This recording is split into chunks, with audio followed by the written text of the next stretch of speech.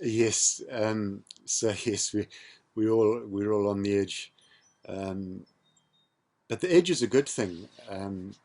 We the edge is where we find solutions. If you speak to farmers, and I mean farmers or land custodians, as I prefer to call them, these farmers, these are the guys that look after the land, that really pay attention to the soils and the plants, and they collect their seeds, and they don't rely on all these nasty chemicals. These are the guys that will tell you that that very often on the edges of their forests, or I beg your pardon, on the edges of their farms, where their farms butt up against the forest or against the grasslands or savannas, or against the rivers.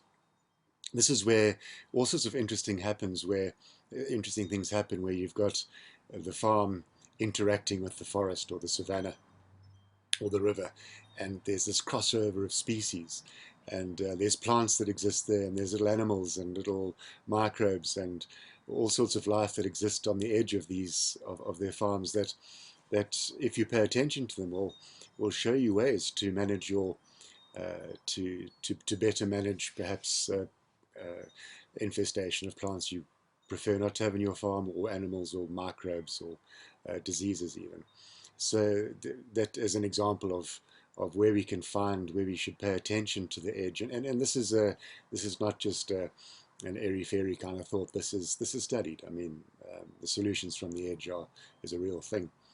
Um, of course, indigenous knowledge systems, we are fortunate to still have access to a multitude of indigenous communities globally, on every continent, who have thankfully safeguarded their indigenous knowledge systems, and where this connection, this intuition still exists and is proudly hung on to and promoted, where solutions from a different point of view could be found and can be found if we are prepared to sit down and open our minds, open our hearts, as well as our eyes and our ears, and just open up and accept that these ancient peoples have lived in terms of time for a far longer period of time, uh, in partnership with the planet,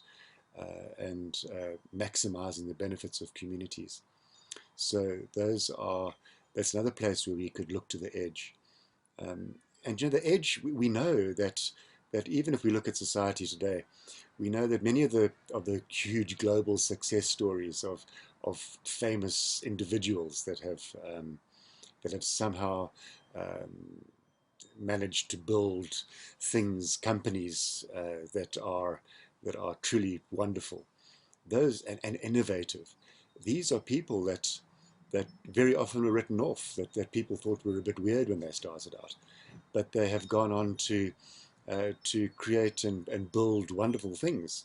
But these are guys on the edge. This didn't come out of the mainstream thinking within corporations and companies, and it is those guys, the different thinkers, that we need to pay attention to.